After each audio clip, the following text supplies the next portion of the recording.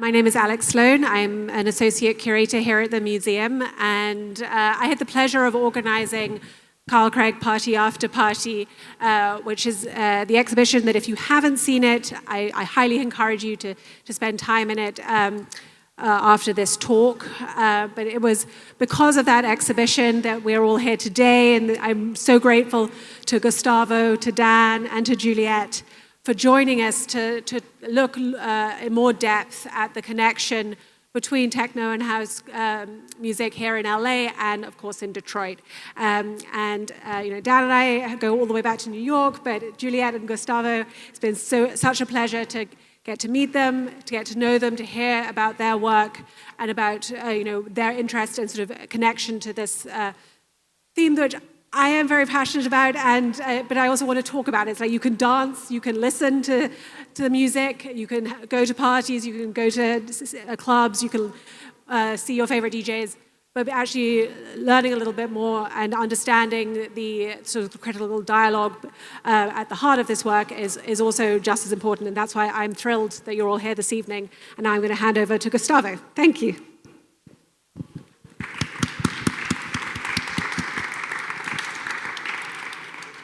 Thank you, Alex. Good evening, everyone. I just want to start with I won't say land acknowledgement in the formal sense, but I do want to acknowledge where we are and that this land has had many names and continues to have many names, and there are spirits and ancestors that are native to this place. So I just want to give our respect to that heritage of this place, but also to our own ancestors and our own blood and our own heritages. So I just want to take a moment in silence. You can close your eyes if you like, to just acknowledge that living, breathing history.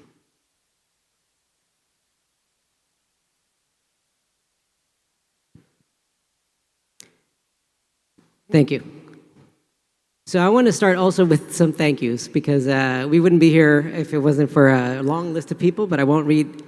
I would like to read a whole list of that we'd be here all night. But first, Alex and everyone at MOCA, thank you for your energy and for bringing this show and for bringing us on stage to talk about our connections to Detroit and the heritage of music from a city that means a lot to us, Detroit. Sorry, I'm going to do this. Carl, who's not here, but to Carl Craig for his sound and his vision. Definitely go see the show and experience the show. Take as much time as you can in there. And if you can, even let it cycle through a few times. It's an amazing experience. I want to thank Juliet and Dan for being here and having this journey together. They're not here, but Hawk and Kiyoshi, who worked on the flyer design with me. Hawk is from Detroit and does a lot of art with musicians from Detroit for over many years. Going to give a big shout out to Underground Resistance and Jeff Mills for their conceptual frameworks. And everyone from Detroit, Juan and all of the originators and all the people who continue to drive this music forward into new directions and new possibilities. A big shout out to Santi and Esteban, who are our creative brothers and who are also channeling their energies in communication with those from Detroit for many years. I want to thank my wife, Alma, because her love of music is something that connected us for many years. Anyway, we'll talk more about that later. I want to thank my mom and all of my family who is here today, and I want to thank all of you for bringing your rhythm to this event. So thank you.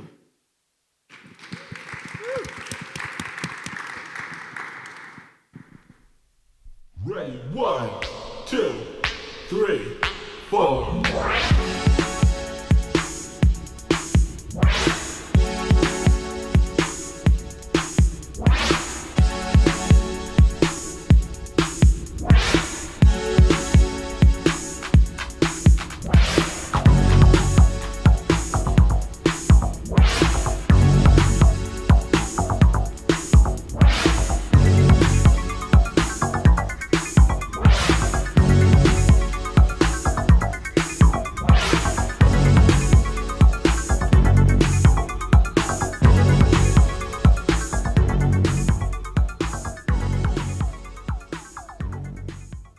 So, for those that don't know, that's Clear by Cybertron, Juan Atkins.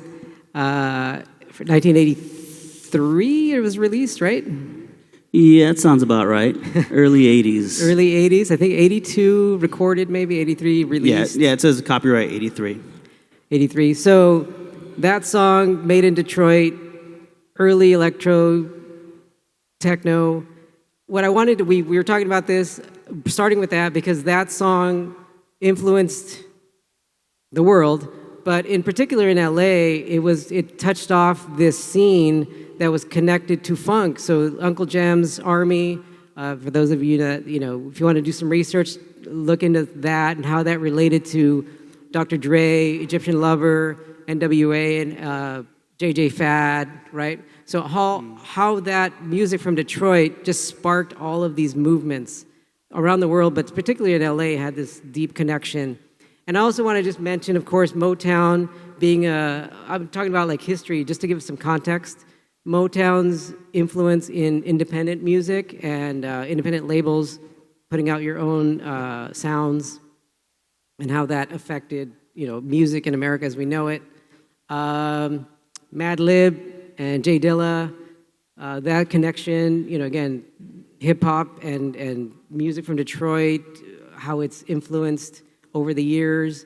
So there's so much we could talk about, but P-Funk, of course, Parliament Funkadelic, and just how in Detroit the music just seem to influence each other. So that's something we're going to talk about in terms of LA's connection to Detroit, is how is it that different musics interplay. So one thing I want to start with, talking about Carl's show, is for him it's the party after party, right? So he had a specific idea, and those of you that, if you picked up Carl's, the black folleto, the brochure up front, kind of Carl's talking about the story, interviewed with Alex, talking about what his ideas of the show is about. He's talking about the party and the after party. So I wanted to ask Juliet and Dan, what are your goals when you DJ? What do you want the audience, the community members to be feeling, to be connecting with? So I'll start with Juliet. So for example, that song that we just played, I come from the dancer world. So for us, the movement or dance movement called popping comes from Fresno, and that's here in the West Coast. And so that style of dance is very funk-driven and very electro-driven. And so for me, when I think about DJing, I think about not only the conversation, the call and response that I'm having with someone or with the dance floor, but I'm also thinking about how am I going to be able to tell the dancers on the dance floor history, number one, and not just tell it in a way that's, one line, like just, going on a single track journey. I'm trying to go all over the place, right? So I always set intention before I play. It's a very important thing for me. I always make sure that I speak the intention before I play. So whether that's something like, tonight, I want everybody to release their stress and tension and just leave it on the dance floor, then, that I go in with that energy. Or tonight, I want everybody to just feel that high vibrational energy where everyone's just lost in the music. And those parts of dance and music are very spiritually connected for me. So I just don't play the music. My intentions are more like to connect with our inner self. It's not just, music that's playing, because the people that made this music, a lot of it, like, for example, like techno has soul in it. Like, that's a big part that people don't understand. It's when you think of the word techno, so many different things can come about in your head. But when I listen to Detroit techno and I listen to, all these different artists that made this music, you can hear the soul. You can hear all the different genres of music that got put together in this amazing collaboration of art that they made and displayed for us. So I don't know, I think about just how Motown, like you said, Motown is a big part of that city. And they took everything from jazz, blues, hip hop, just everything. And they would drive around and get around and explore. And we got to hear that in their music. So I want to be able to give that back when I play. So for me, and just to go back to Cybertron, I wanted to mention listening to K-Day and a DJ that I have to give all respect was DJ Tony G. Because when I was in middle school, I heard that track on the radio for the first time, and I was just like, what is this stuff? I actually dug up a little clip the other day of a little routine he did where he's doing back doubles and whatnot.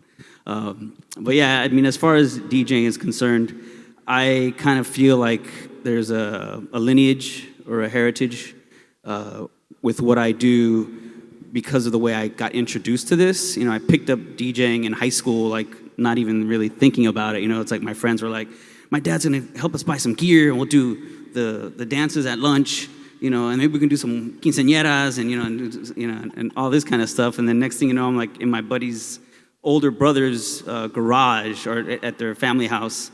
And he's going through records and he's breaking it down. This is how songs are structured, and you mix them this way, and you start it on this beat, and da-da-da. So still to this day, when I play, I kind of have that mentality of what crowd am I playing for? Am I playing, to an English crowd? Am I playing to a European crowd? Is it going to be more intense, high energy peak time, or is it going to be more a warm-up style? Am I playing for 1 hour, 2 hours? All those factors come into play, and at the same time, I have this artistic push where I don't want to plan it.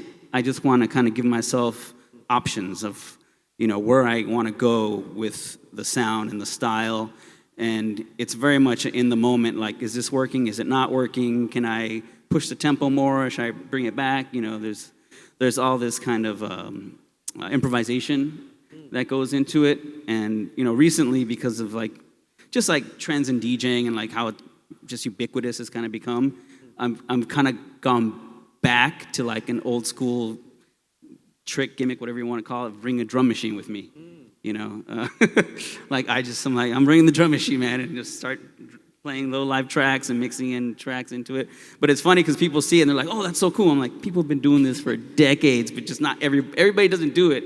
Because it takes a little more, skill and planning and practice, So, but yeah, I mean, with my intention, just to bring it back to Carl, when he did the talk here, he was talking in terms of the party and the after party, and a big connection for me again is this sense of preparation and reflection and thinking about the music just to the point where it's, you're just consumed by it.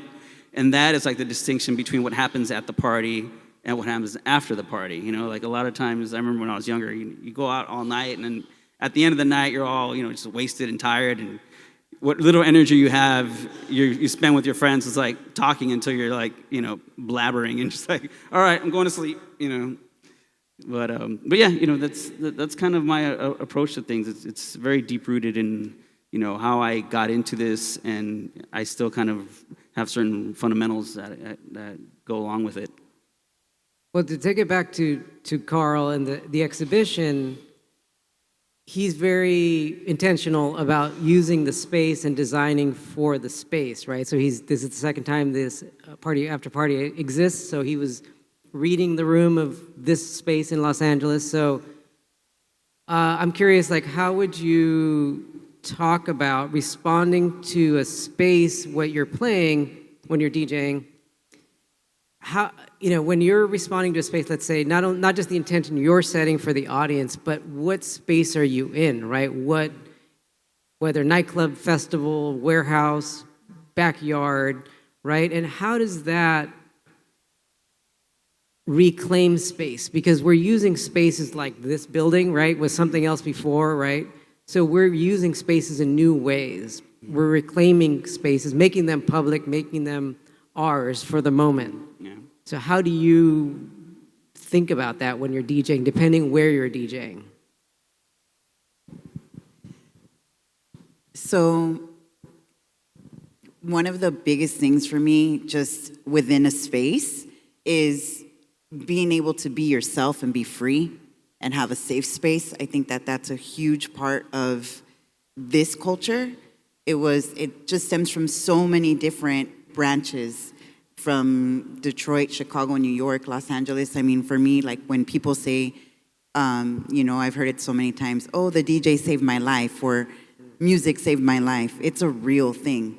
There are so many people that I feel have had, have grown up in places where they knew that if they didn't find an outlet, that they were going to get caught up in something else.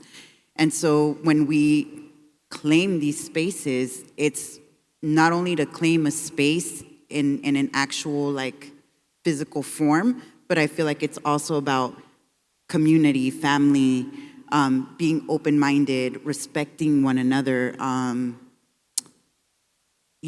again, like just being yourself, being free. And I also feel like it's a huge part of finding your identity, who you are as a person, because a lot of people go out to escape every day.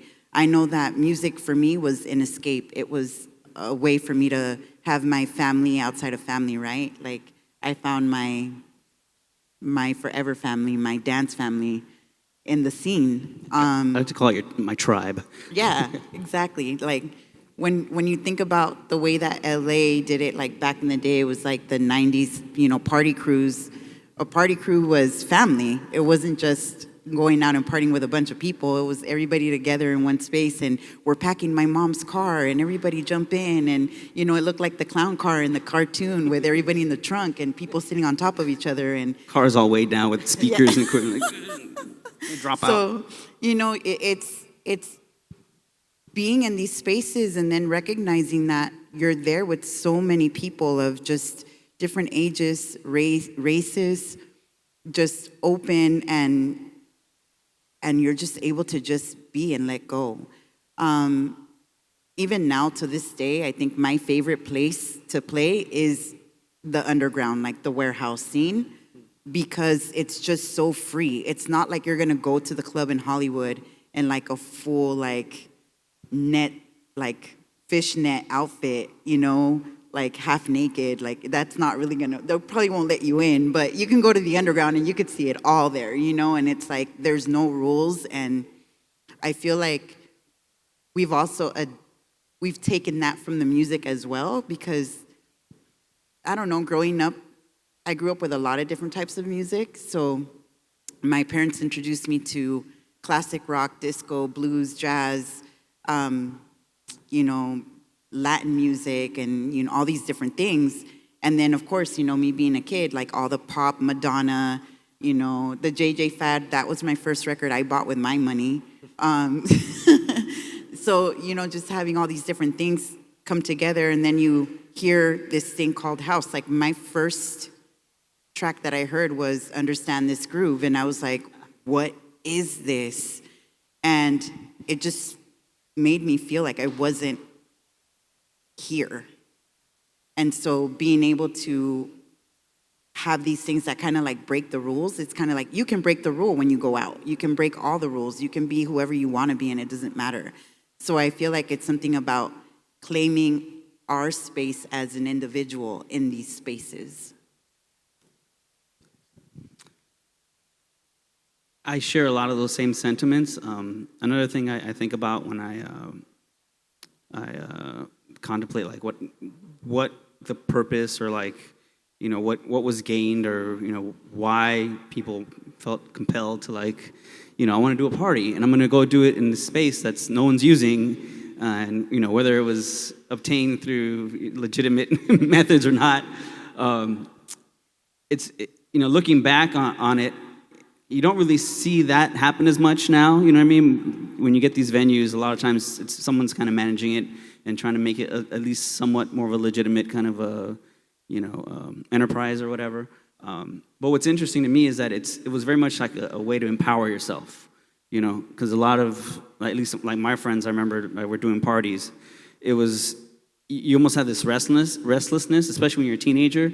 that you want to get out in the world and do things. You want to take action and make something happen.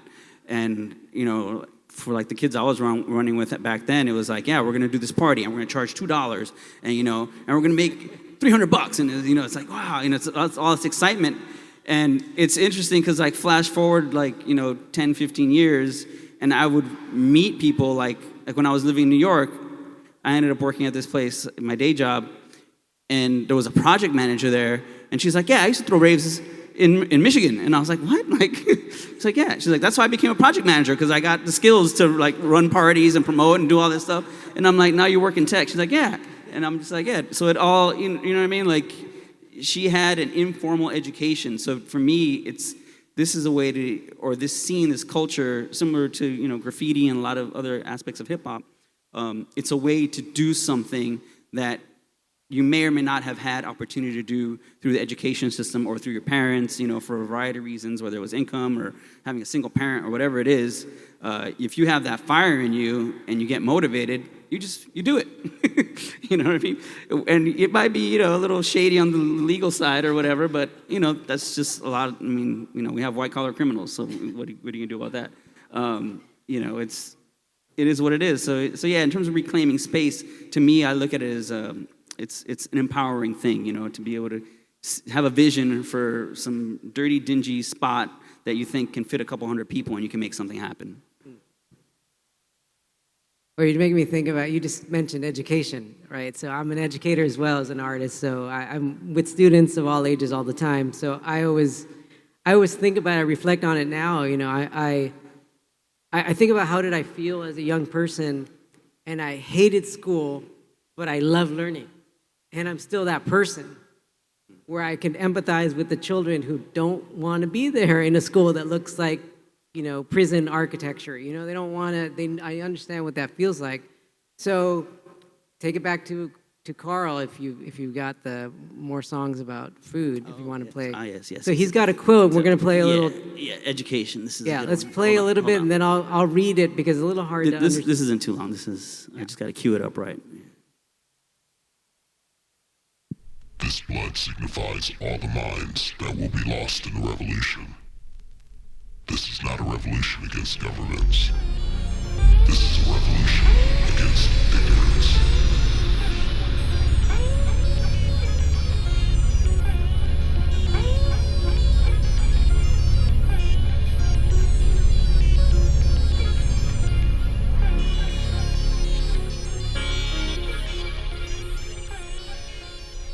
$1996, yo. That was Carl Craig. It's a hidden track on one of his albums, More Songs About Food and Revolutionary Art. So the reason we were talking about like playing that is the quote, part of the quote says, this is not a revolution against governments, it's a revolution against ignorance. So I wanted to talk a little bit about the social justice aspects that you see in what you do in making music and performing for people. Like how does the concept of social justice get translated or play itself out in what you do?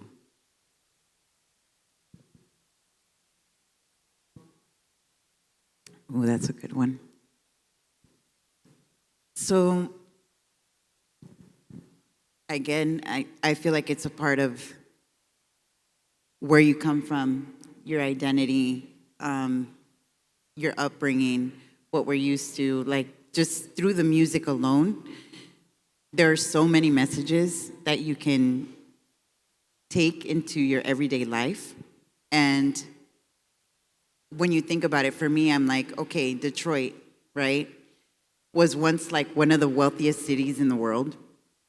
And even when you watch like the documentaries, a lot of the artists talk about their parents going to work at these factories, and you hear all these different things about how the city is abandoned, but it's its own like beautiful, wonderful city. And it really is. If you've been, it's an amazing place to go. I feel like it's like a portal to a different world. It's amazing. But with that being said, just coming from that economical breakdown that happened there, and knowing that people didn't have much to do there, and to see what was created from that is really big, because it doesn't only speak on the downfall of the city. It speaks on a lot of different things. It speaks on culture. It speaks on community. It speaks on the way that people were raised. It speaks on,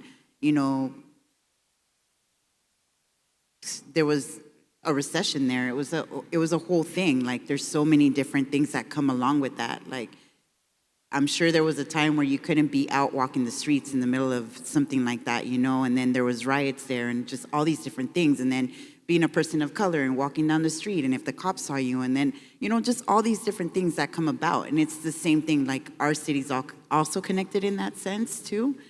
And when I think about, okay, the connection with these two different cities right now in this present moment, right? It's kind of like a weird backwards run in a sense. Like, that's the best way for me to describe it. But it's like, okay, we're here in LA, and over the pandemic, we had a lot of people leave this city, right? You might not be able to notice it or feel it, but it's here.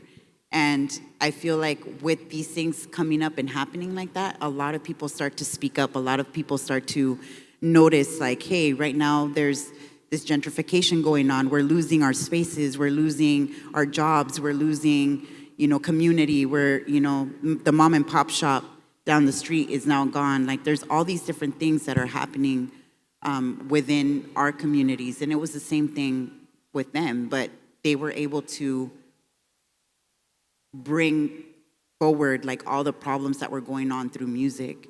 And I feel like that's one of the things with us here in LA. It's like, we go to these different parties or shows and things, and it's also a way to, like, publicly speak on the things that we're going through. So I don't know, I feel like music is a very educational place for us, especially when it comes to all the problems that we're going through, whether it's a hardship, whether it's, racism, whether it's economics, whether it's education. You can find it in the music for sure. So in a lot of ways for me, like you said, music was my education. Like, it's like once, I like to use the metaphor of like books. You pick up a book and you want to read all the books by an author, or you check the footnotes and you realize, oh, here's a reference. I'm going to go get that book. So for me, it was with records. I just start discovering records and look for that same producer. And at the time, I remember when I first kind of started getting into DJing. It's kind of like the rave era, so most of the records are coming from the UK or Germany or Italy and what have you. So I'd be going to the record store and, checking these out over in Melrose. This is like early 90s. And they had a section like for Chicago and Detroit. And they were cheaper because they were domestic. They weren't imported, So, of course, I'm like, hey, see what these more affordable records are about. And I came across Jeff Mills' Purpose Maker series at the time, and they were all minimal labels, not a lot to the artwork, not full color jackets, just very simple. But that was an example for me of how to discover something that I wasn't aware of through any kind of outside. Like, nobody told me at the time, you should check out these records. I just kind of stumbled across them, and it was maybe not too long after that I ran into homie Santiago back there, and he heard me playing some records. He's like, "What do you know about Detroit?"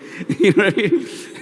And I was like, "Oh, I have these records." And, he knew at that time. I think he had already met Mike from Underground Resistance and Submerge.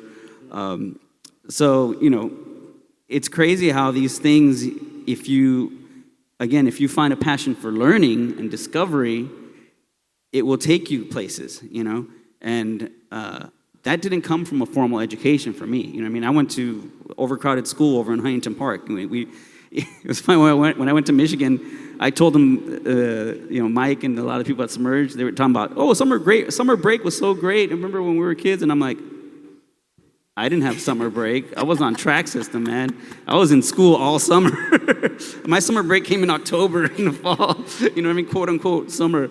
And they were like, what? They're like, damn, LA's like that. I'm like, yeah, it's overcrowded, bro. Like, the schools are 1,000 kids, 30 kids per class, all this. So, for me, music was my education in a lot of ways. It got me hooked on the process of discovery and learning, to the point where at a certain phase in my life, I had some reality checks with a friend passing away and having a nasty car accident and some other things, where it was kind of like, yo, you got to kind of get your stuff together here and, figure out what you want to do. And that's when I decided to kind of get a more formal education. But again, it was because music was already kind of putting that in my mind and my soul. It wasn't because the system was working for me. Whether you just mentioned Jeff, I'm thinking about Jeff's track, "The Art of Barrier Breaking," right? So just thinking about what that. I remember reading that, like, what does that even mean? Like, that's the name of a song. "The Art of Barrier Breaking" is the name of the song. So, and there's no lyrics, right? So you think about how do you adapt your thoughts to the music?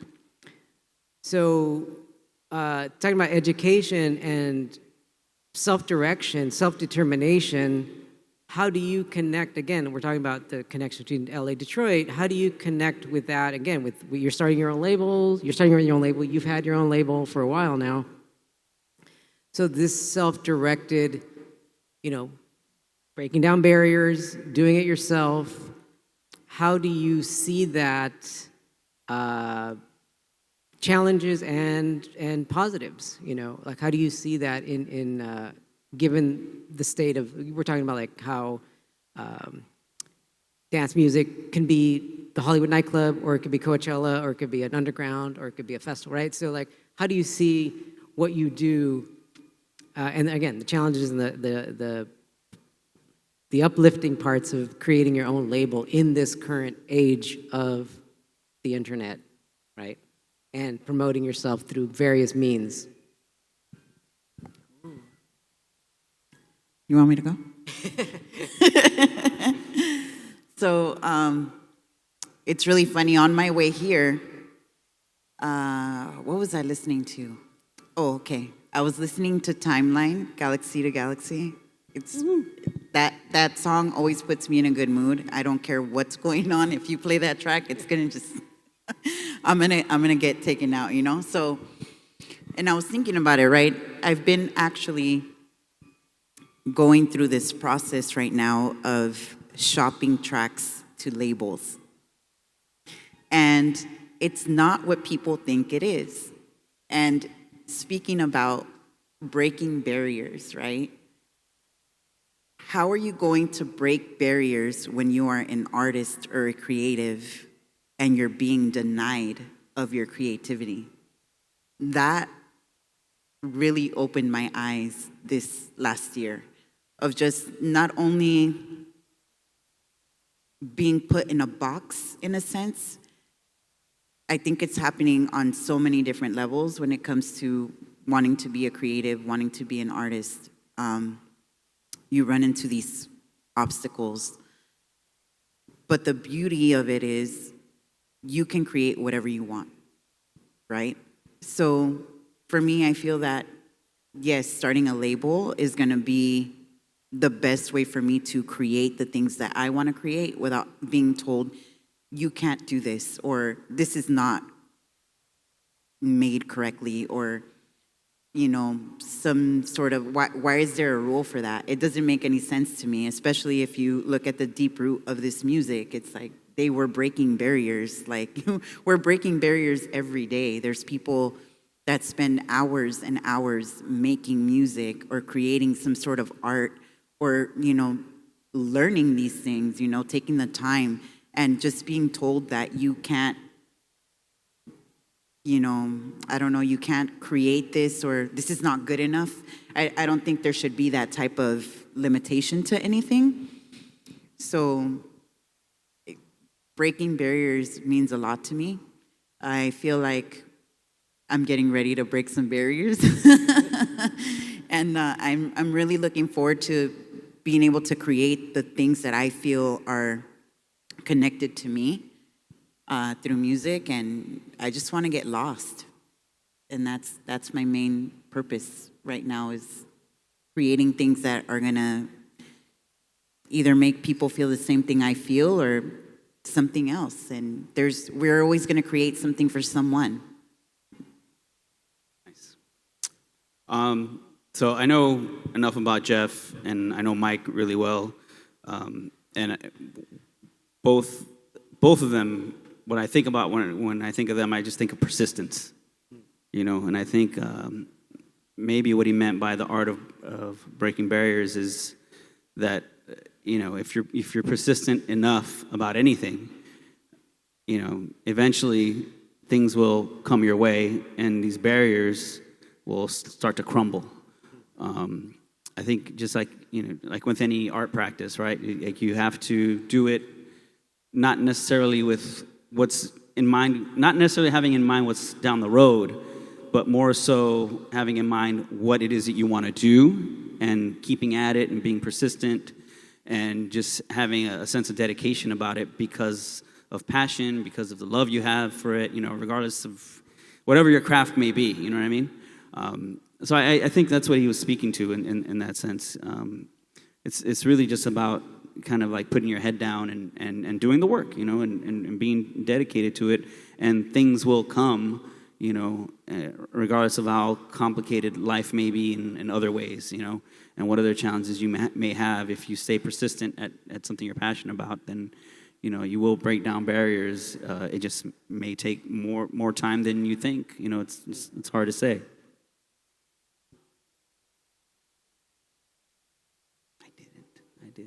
So I'm gonna, we were gonna play a P-Funk track, but I'll just say the quote. George Clinton, who we've been able to work with over the years, been blessed to be able to meet him and do art shows, which I have stuff to share. So we have some materials that we'll leave out, and I'll talk about them before we end this, and people can, peruse the materials. Part of it is a catalog of a show we did with Parliament Funkadelic some years ago. He has a quote from the second Funkadelic album that says, "Free your mind," and if you know this quote, feel free to say it along with me. "Free your mind, and your ass will follow. The kingdom of heaven is within."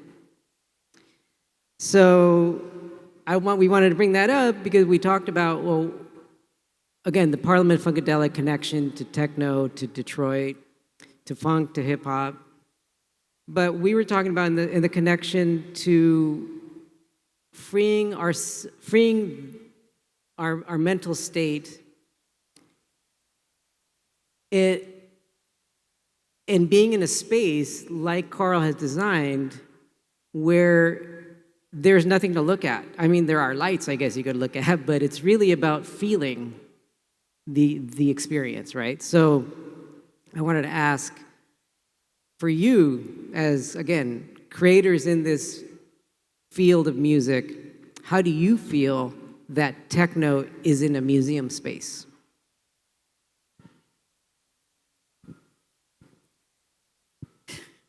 So we're talking about the exhibit?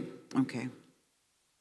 So I came on the day of the opening when Carl was here, and it was a wonderful experience to just be here with so many people that just love the music.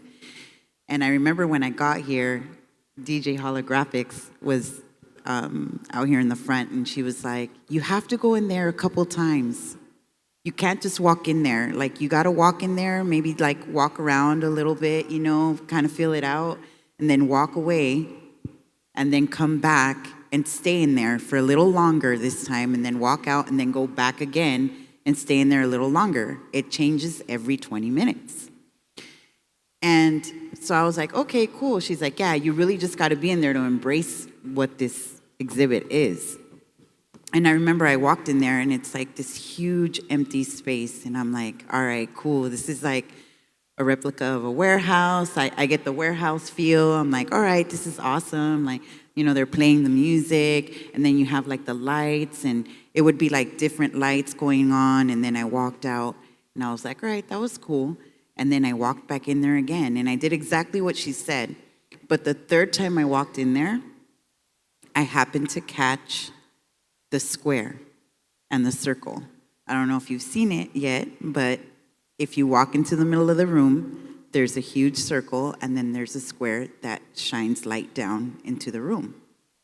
And when we were discussing this, it's representing sunlight, right? Like the sun coming up from the after party, because you've been there dancing all night long and having a good old time, right? And for me, it caught a different vision. Just from coming from the dance background and being in the house dance community for so long, we have this saying, it's called catching the ghost. And so for us, that's a moment when you connect on a spiritual level with the music. It's like your soul is leaving your body and connecting with the music. It's not a physical thing. You're no longer in this physical plane. You're now connected with the music, and whatever happens to your body, it's like it's possessed. And you're moving in ways that you can't even explain, or you're feeling things that you can't explain, and it's a very tap in ancestral, spiritual, emotional moment for a dancer. In the dance community, people chase this thing. They try to find it. They try to I want to experience this thing, and you can't just experience it. It's going to happen to you at that time whenever you connect. And it was funny because I was in the room and I'm walking through, and then all of a sudden, everything goes dark. And I was like, ooh, what's going to happen next? And then the light shined down. And there's a circle. And for us, the circle represents the cipher. For us, the cipher is not only a sense of connecting, but it's also a place of, it's like a sacred space for you to express yourself and not have to hold back from who you are. And just seeing the light within the circle was like, wow, this is the perfect representation of physically seeing, this is what it looks like to catch the ghost.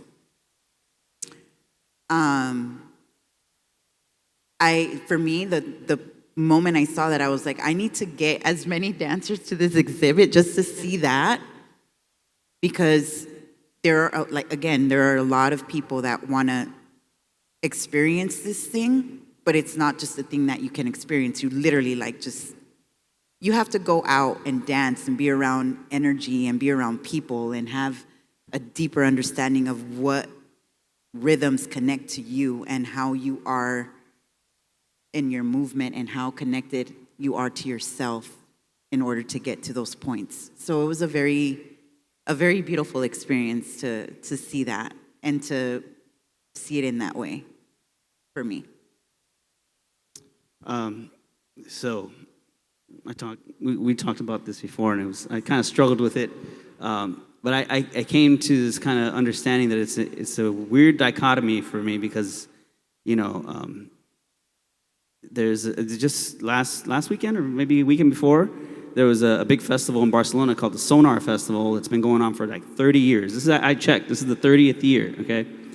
And Sonar Festival, it's a big multi-day party, huge venues, thousands of people, multiple nights, day, night, you name it. It goes pretty much 24 hours. But a big part of the Sonar Festival is art. There's a lot of panels, a lot of talks. Even the promotion of it is all very art-focused. There's a lot of curation that goes into it. It's not just about the party, And the reason I say there's a dichotomy here is I've had this understanding that this culture is big everywhere except here for a long time. And the other aspect of it is that when you're lucky enough to go DJ in other countries and you realize you're DJing there as a representative of something. For me, it was being part of UR and representing Detroit Techno and, that. But again, I grew up here, so a lot of what I'm into is hip-hop and disco and all that stuff. So you go and play in these places, and they don't necessarily want to hear that. They want to hear what they're used to, their interpretation of techno is. And a lot of, techno that people hear even now is a reflection of German techno or UK techno and all that. So it's a very kind of conflicted thing where it's like, okay, so they're finally starting to, it's starting to get some traction here where people understand there's a subculture that's been going on for a long time, and it can be analyzed and appreciated as an art form, just like the graffiti Beyond the Streets exhibit that happened here 10 years ago now. So it's a little bit conflicting, but at the same time, when I went in there, and it took me a little bit of time to appreciate, just like how you said, you go in and you're like, okay, so I see what it is, but what does it mean to me? And the more I thought about it, the more I just felt like it just like recalls memories of warehouses that I've been in the past. One thing that strikes me, like you talk about the spotlight, thinking of a dancer. I had a memory of being at a warehouse party over off like Washington and like the 110 over there by where the car dealerships are out back behind there. And my memory was there was a skylight, and I think it was the party hadn't even been going on that long. And the room just flooded with light all of a sudden. And everybody was like, what the hell? It was a helicopter. The cops were shutting the party down. So that light was like, shh, like, whoa, everybody's like, what the heck's going on? And then all of a sudden, the music got cut off abruptly, and they're kicking everybody out. And there's a line of cops out there, all with like riot gear and the whole thing. And, we're just like a bunch of, hippy-dippy LA party kids. And we're like, why don't you guys just go in the party? What's wrong with you? You know what I mean? This kind of attitude. You know what I mean? But yeah, I mean, the exhibit just kind of reminds me like an ideal of like where your mind goes when you're, at an actual kind of function. Whether it's a club or a warehouse or whatever it is. You're especially if you're in some like dank warehouse. Your mind is somewhere else where it's a little more euphoric. You're more in this ideal space. So in a lot of ways it's like a true abstract, like living experiential, piece of art. It's like, it's not the thing that it's kind of representing. It's almost like an ideal of the thing, because anyone who's ever been to a warehouse party knows that it's not necessarily clean. It's not necessarily all these things, But this is like a beautiful, pristine space. The lighting is perfect. The sound is perfect. All these things. I mean, it's surround sound. Depending on where you go, you hear different things. Like the beat might be coming on one side, and the synthesizers are coming out on another side. A lot of times warehouse parties aren't that well designed in terms of the sound. Everything's on one side. This kind of thing. So yeah, it brings up a lot of emotions in terms of like thinking about this exhibit being in this space of MOCA, premier museum for LA. I mean, it's a little bit overwhelming, to tell you the truth. There's actually one other thing, too, that's really big with the space. Back in the day, you didn't need a lot. You just needed a system, a space, and some really dope music, and just friends, and have a good time. And I feel like that also is a big thing that's being represented in the exhibit. It's like the simplicity of what it was, and even now till this day, you can still find those traits at different types of parties, so it's really funny because it's like the after party. It's like, yeah, that's where you're gonna get that red light special, like you already know there's gonna be that one red light in the corner, and that's it. That's all the light you're gonna get, and that's like the best party ever. Like, you don't need the flashy lights, the whole production, with like the people dangling from the ceiling and like, the whole nine. Like, there's just so much that I feel it's just, it's so out of content in a sense. But, it's understandable, like when things get commercialized, there's all this stuff that goes into it, and then money, but you walk in there and it's just that simplicity, that feeling of like, oh yeah, I could totally throw a grimy, dope, ratchet, amazing party in here right now.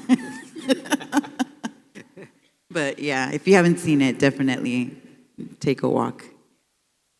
I'm going to ask one more question, and then we can, if we have time, we can open it up for a couple questions in the crowd. So I'll end with this question. Again, been blessed to be able to work with Jeff over the years. We talked about barrier breaking, to work with Mike and underground resistance over the years. So I'm going to end it with a quote from the Underground Resistance Manifesto. They actually have a written manifesto of the concepts of the music. So I'll read it because I don't paraphrase. Techno is music for the future of the human race. Without this music, there will be no peace, no love, no vision. So I want to ask both of you as kind of our parting question, what do you imagine, or what would you like to build as the future of this underground music? That's a hard question. You want me to take it first? And you can Yeah, you should go first. Yeah, get it, Dex. I've thought about this a fair amount, obviously. And I think you can apply that question to a lot of different genres, a lot of different, practices or what have you. And I think what matters is that, like for me, especially now that I'm getting older or what have you, it's about the younger generation and what they're doing with it. Again, not just the music aspect. Again, it introduced me a lot in terms of digging and learning, wanting to research and discover. But also, as a tech, someone who's into technology, it also introduced me into the equipment and setting up a studio and understanding how you can use a computer to record and all the different ins and outs of that.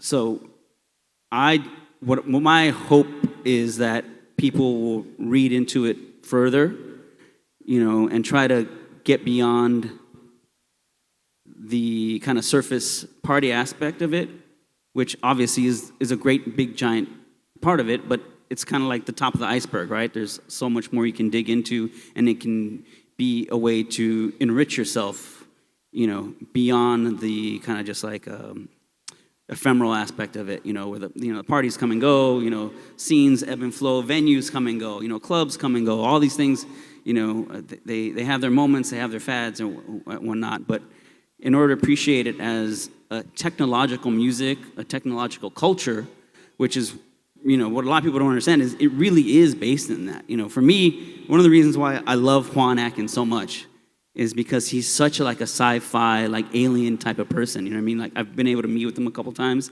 and he's not always kind of in the moment. His mind is just wandering. You're just like, this guy's on some other, ish.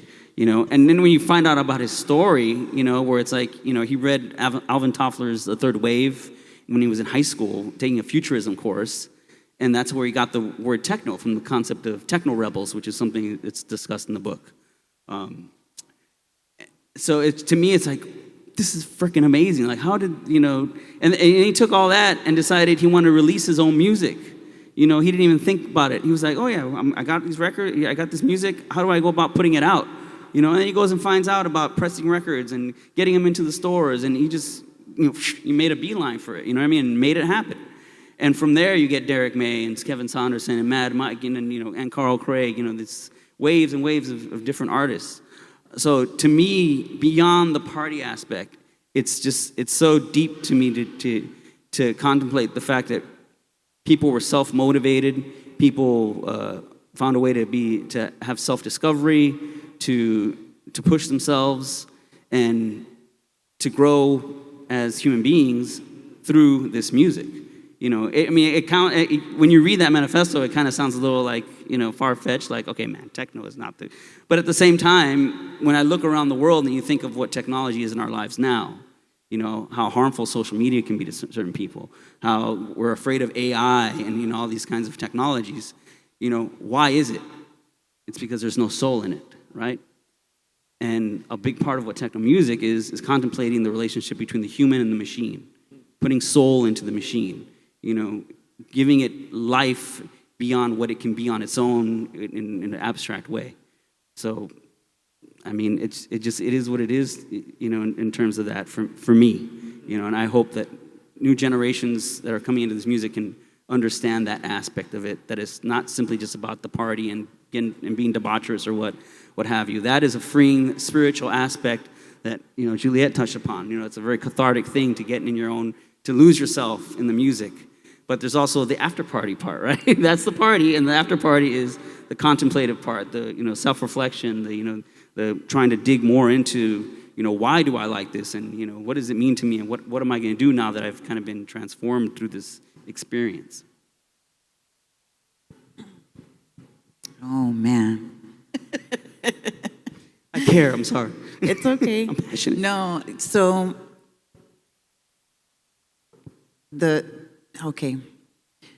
for me, I feel that one of the things that we need to do in order to have this beautiful thing, this beautiful art continue, is to have more, I feel like more educational panels, more education on the music.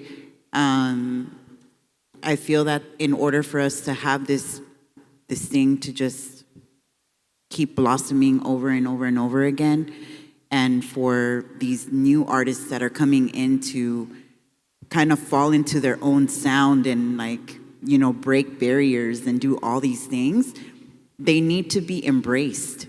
They need to have the guidance and the passion and all the things, all the tools given to them in order to get to the next level. Because if you're in the kitchen and you're gonna cook something and there's no pots and pans, how are you gonna make your food? You know what I mean? You're not gonna have the right tools to get to the next level unless you take the time to, a lot of us, right? I know for myself, I had to go out digging to find out who would help me and mentor me to learn the things that I learned. So I feel in order for this thing to keep progressing is that we need the educators, we need the spaces, we need spaces like this, we need more panels, we need more schools. It's like you said, the involvement of these types of things and the way that the culture is overseas is amazing. It's not like that here. That's what I see the future being. I think it's, if we want these future artists and we want more music and we don't want to lose this culture, we need to have the proper tools in order to continue doing this thing. So, excellent, thank you. Did you want to play something before we go to a... Yeah, this is kind of a sideways thing a little bit, just because there's an aspect of the exhibit that's kind of tied to minimalism. And another great techno artist is Robert Hood, and he did this album called Minimal Nation. So I just wanted to play a little bit of Minimal Nation, mostly because I feel like a lot of the techno here now, and this is almost a 30-year-old record, is very much, it's almost like, this is like the template for a lot of the contemporary techno here, where it's just really stripped down, basic elements, but still just relentless.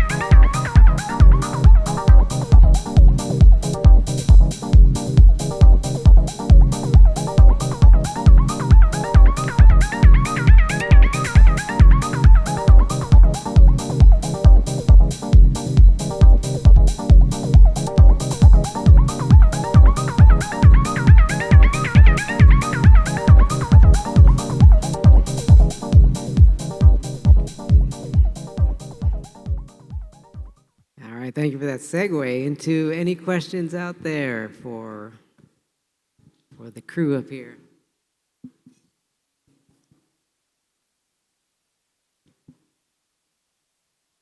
Oh, there's a microphone.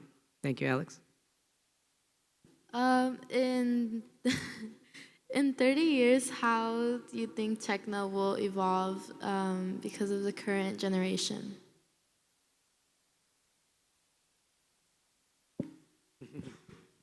Yeah. So I feel that because of the internet and having social media and having this now tool that we can reach out to anyone and hear things from all over the world, I feel that it's just going to keep evolving into almost like sitting into different genres of music from around the world, but just having like a really dope techno beat behind it, like just kind of embracing. I feel like one of the things that these younger artists have right now is that they're really embracing their culture and who they are and where they come from, and they're putting those sounds into the music. So a lot of techno artists that are coming up right now, I feel like they're really embracing not only the history of the music, but they're also embracing their own history. And I also feel like a lot of things have been sped up right now. So like I've gone to a couple parties and you walk in and it's like 142 BPM and you're like, whoa, what's going on right now? But I think that in 30 years from now, it might go back to it being more minimal and not so fast and like just on a whole different level of explaining or expressing what they've gone through in the last 30 years as someone that grows up in this culture and music. That's what I think is going to happen. I was going to comment similar to what she's saying. I'm hearing a lot of artists from different countries like incorporating kind of these, basic musical structures like in the Robert Hood track into their like folk music, you know what I mean? A lot of Latin American artists are like taking like Caribbean styles where it's super polyrhythmic and just putting a drum machine under it, and seeing what goes with that. There's a lot of music coming out of Africa right now where they're using a lot of like the native drums incorporated into the music. A lot of hip hop is very electronic now. When I first heard trap music, I'm like, this is 808, like electro, but pitched way down, you know what I mean? I was like, slow it down to like, 96 beats per minute or what have you. So I think that's just going to continue. You're just going to hear a lot of cross-pollination, with different styles incorporating electronic production. Vast majority of music you hear now is, synthesized to a certain extent. Very, very, very little pop music for sure is recorded in one take. It's manufactured, you know what I mean? So, yeah, I think that's just going to continue. It's hard to, in 30 years, that's hard to predict. Maybe 10 years, 15 years, you can see, a lot. Even now, most pop music nowadays, it's dance music. It just is. Beyonce is doing house, quote unquote house, Well, as a visual artist, I want to answer your question just quickly, thinking about how right now there's a lot of visual artists inspired by techno. So it's specifically like some artists influenced by Underground Resistance, visual artists. And there's a lot of artists drawing inspiration from Drexcia, also from Detroit, and using the concepts of the music as the inspiration and even the conceptual framework. I like to use that term because they're creating visual artworks and sculptures, but inspired by sound. So I could see that in 30 years because some of that music's 30 years old, what you just played, right? So in 30 years, I could see more and more visual manifestations of sound.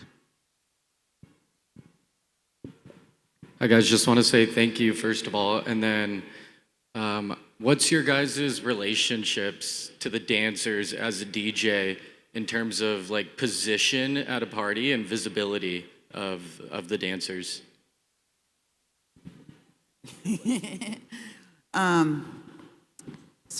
For me, it's the call and response. One of the biggest things for me as a DJ and being a dancer and going out to these parties for so many years and just being out on the dance floor it's very important for me to make sure that everybody goes on a journey, right? But now the tie of that is for myself is that people need to understand that the people on the dance floor are gonna tell the story of the music. Your movement, your body movement is literally like you're telling us the story on the dance floor of what we're playing. And so it's really, I feel that one of the things that we need to really take into accountability is having those types of spaces where a dancer can really engage with the music. I'm not saying that we don't have that, but I feel like right now in this given time, a lot of people just come out and stand around and not move. Like they're not in the music. They're just there to, party or whatever, you get me? But if you really think about the way the space is created, that's gonna also affect the way that people are in that space. So if, for example, I played this underground and they made sure to have like boxes, like old school style, like go-go boxes in the front by the DJ, so like the people that can't see can get on top of the boxes and dance and have a good time and just have this whole floor to just dance on. Like when you create those types of environments where people can get up and like shine and be in their own light and just do the thing when they're feeling themselves on the dance floor, you're creating the spotlight on the dance floor, not on the DJ. And that's what it's always been about. So it's about the music. It's about connecting with the music. We're here to just take you on a journey, and you're here to give us a story. Very nice. Now, see, now you got me. I can't follow. Yeah, I mean, that's one of the great things about playing at home, so to speak, is we have in America a culture of like breakdancing and people cutting loose. My most recent favorite gig was playing at Nowadays in New York City for the Dweller Festival, and they had the main part of the party was like a 24-hour, gig where it started like at 10 or 11 on Saturday night, and it went all the way to like 8 o'clock on Sunday. And I got to play at like 9 a.m. And the sun was out coming through the windows and everything. And they have like a no phone policy on the dance floor there. So I look out and everybody's just losing it, man. It's like, a club version of church. Everybody's got the ghost. They have the spirit. And, and I was just able to play anything and everything. I'm like I said, I feel like I have to carry my lineage when I DJ. So I'm like playing old school hip-hop tracks sped up. I threw a Prince record in there, and then it's this stuff, like full-on techno, more melodic, soulful stuff, house record. I had 2.5 hours to just do my thing, and then the guy that came after me was going to keep it going. So I think I wrapped up like at around 10:30 like 11:30, almost noon. But again, I look out on the dance floor, and people are like getting down. You know what I mean? They didn't have phones out.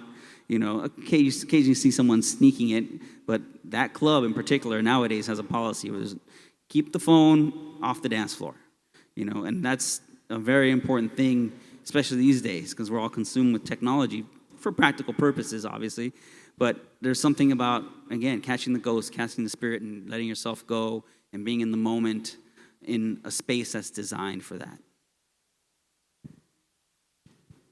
Oh, you know what? This guy over here. Alex. Oh, sorry.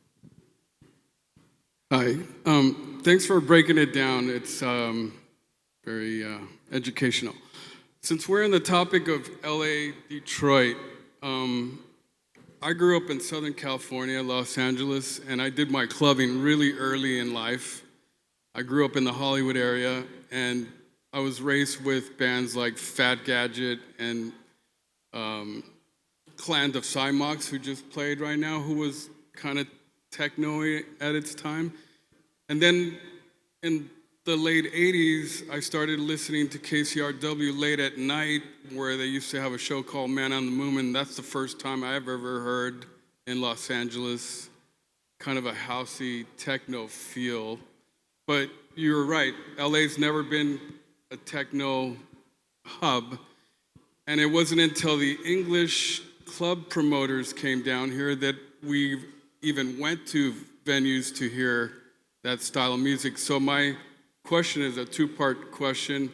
I don't like to put labels on music, but when do you think Detroit hit the scene timeline-wise? And I also like to know, I was always aware that Detroit was always kind of housey and not so much techno. Is there a correlation in that as well? So, I don't know if you missed the beginning, but we played a record by Juan Atkins under the name Cybertron, which came out in '83. And that was kind of more of an electro-techno track. And that was being played here on the radio at that time. And, if there's documentaries out there, if you want to kind of fill the gaps more, but, just to, summarize it as quickly as I can, Detroit had its own scene of electronic music in the early to mid 80s. But in order for them to have a career out of it, they had to go to England. They had to go to Europe because the market was just there. And it took a long time, and there was kind of like a germination, kind of a period. So by the time, like house music and techno went through that whole like UK Summer of Love progression, and it started getting into the pop music, and then it came into the radio here, the Detroit/Chicago aspects of house and techno were kind of minimalized, because the pop acts were all British or European. So I had the same experience. Like I mentioned earlier, when I went to the record store, I was being influenced by like all these rave records coming from Europe, and I had to stumble across Detroit and Chicago, and I had to kind of do a reverse kind of investigation to find out, like, oh, wait a minute, this what? And like, what I mean? Like it flips your wig when you start to understand how things kind of went in this strange path to come back. But again, like this record, the Robert Hood record I played, came out in like 95, 94. At that time when I was going out, you weren't going to hear that style of techno here. You weren't going to hear it. You just not. The more European sounds were what you heard. I had to go search it out. When I moved to Detroit, I was going there because I wanted to experience that. I couldn't experience it here. My friends and I, we were doing parties. Guys like John Tejada, Silent Servant, a.k.a. Juan Mendez, like, we were all buddies back then, and we were doing parties where like 20 people, just a bunch of our nerd music friends, you know what I mean? Because people didn't want to hear that, Or house music always had a foothold here. House music, Chicago DJs were coming all the time, you could always hear that. But if you wanted to hear Detroit techno, you weren't going to just come across it. You had to go search it out. I just want to say one more question. Sorry. I wasn't sure our time. Yeah, he's been holding his hand up for a while. A quick, I think that'll be the last question, probably. Quick shout out to kind of answer your question. Herb Magazine, late 80s, early 90s. I have a copy I wanted to bring. Just again, I don't know if you have time to hang out after. Feel free to hang out with us out front. Herb Magazine, LA-based magazine. Raymond Roker started it. My wife Alma worked there for many years. That's how we met when you were interning there, Dex. And also Mars FM, which was late 80s, early 90s LA radio playing electronic music. So there are these gaps, as Dan's talking about, that we can talk about later. I guess one more question. Hey there. I am curious if you could impart just like one piece of advice for anybody in the community today, like the current generation of people coming up, a piece of advice that you think is important, that you wish you would have known, or that you think would be helpful for people or for the younger generation to know, to just be and have a better time in the scene, or just connect more with what you think people should know about these days?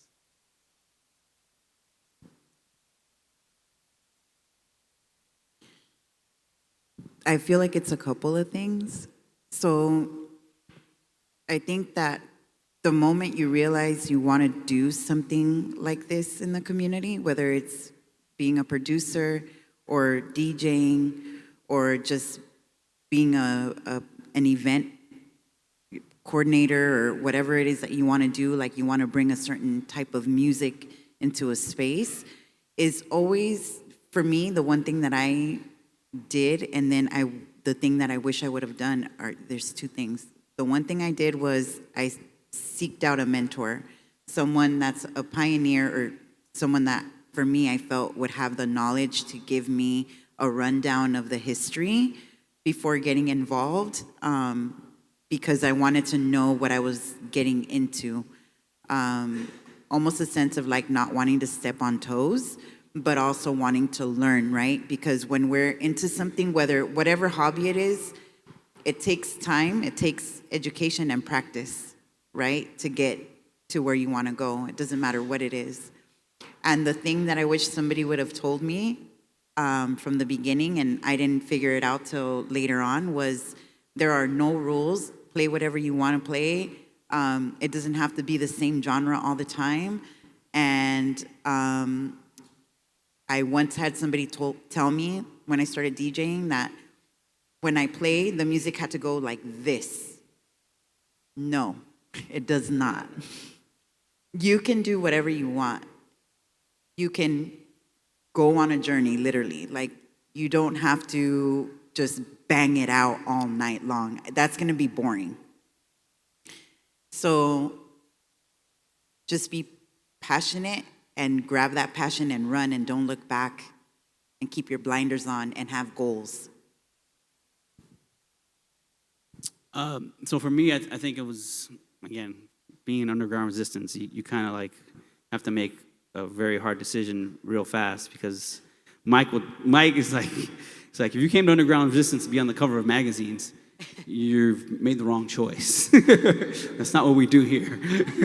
Read the title of the label, you know what I mean?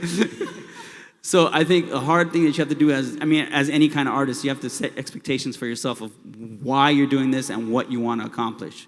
You know, do you want to do this because you want to be famous? Or do you want to do this because you're on a personal journey of exploration and community and, you know, these kinds of things? Obviously, there's everything in between, you know, but you have to be honest with yourself about what your own expectations are for yourself. Because there's a lot of people who lie to themselves and say they want to keep it real or whatever.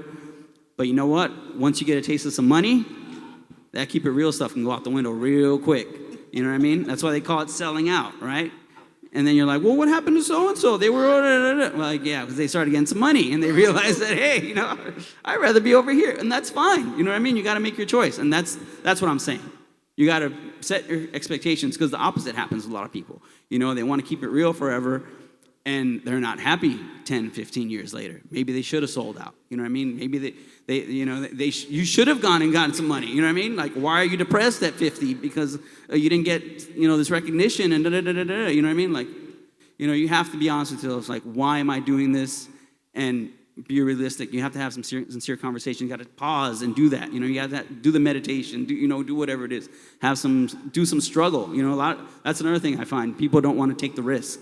You know, they don't want to give up the cushy whatever, you know, and it's like, you know, at some point, you're going to have to be hungry a little bit, you know, you have to starve, you have to tighten your belt, you're going to have to, because it takes time, like she said, you got to practice, you got to dedicate to it, and it means giving up maybe that, you know, that salary job that pays you comfortably, you know, unfortunately, you know, but a good time to do that is when you're in your 20s, right? You know, you got to go do it, live it, you know, that's what I did, you know, and then I ease back and realize I don't want to be on tour perpetually. You know, I can't be Jeff Mills. Jeff's been on tour, except for COVID, I think, for 30 years, non-stop. You know, Richie Houghton, same thing. You know, these guys that are up there super famous, like, they made personal sacrifices in order to get there, you know? You know, they don't have kids, you know? That's straight up, you know what I mean? I have a kid. I have a day job. You know, I DJ when it's convenient for me, you know? Straight up, you know, and you got to make those kinds of decisions. I think that's one thing I like to tell kids right away. You know what I mean? Like, yo, you got to make a choice, you know, and it's gonna come quick, or you're gonna have to make that choice, and you're gonna have to be real honest with yourself. Do I want to go this way? Do I want to go this way? You know, don't do one and really want the other. I would say communicate. You know, that for me, communication. Again, as a visual artist, I communicate visually and I communicate through language. So thus so many quotes today from various artists in techno. But I would say communication is key. You know, that's how we, you know, it's how I met Mike Banks and Jeff Mills, was sending them emails. And then making a connection and then going to Detroit. And then it becomes, more personal. But, right, we have these tools, right? And now we have social media and all these other tools, right? But I remember Mike telling me about the fax machine and how that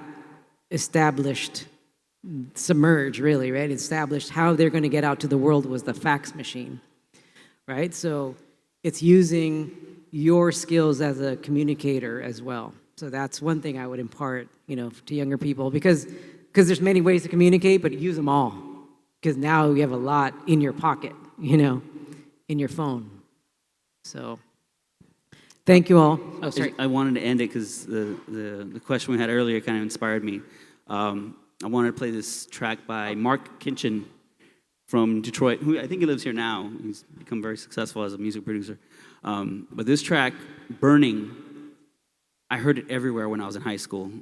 And I didn't realize what it was at the time until I got it. And even after I got it, I didn't really appreciate it until years later when I realized this is a Detroit record, through and through. I heard Kenny Dixon play this at a festival in Australia where I played with him on the same weekend. And when he played it, man, I swear I got choked up. Because I was like, man, I used to hear this at backyard parties, man. Yeah. And it just brought so much back. And I was like, he gets it, man. These Detroit guys, it's like a quantum level connection, a subconscious connection. You know what I mean? We feel it, And this was a backyard party anthem, straight up.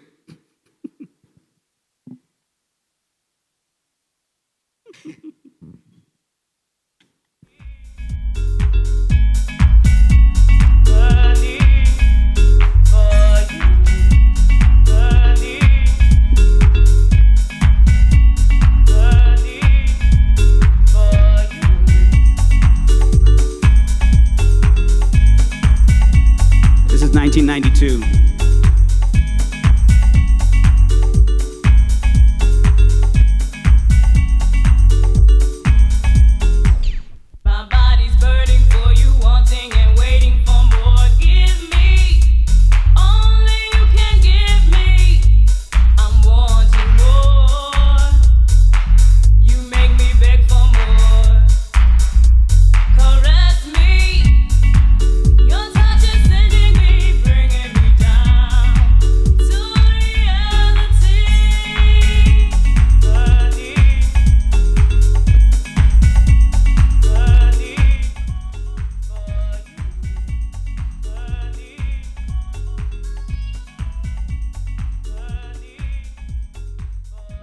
If Kenny plays that next month.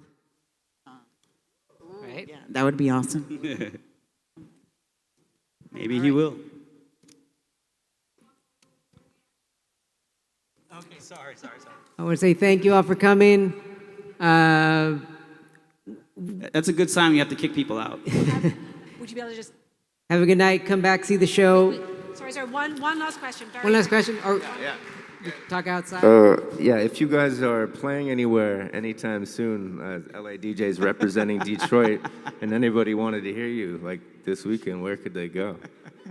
Oh, that's a good question.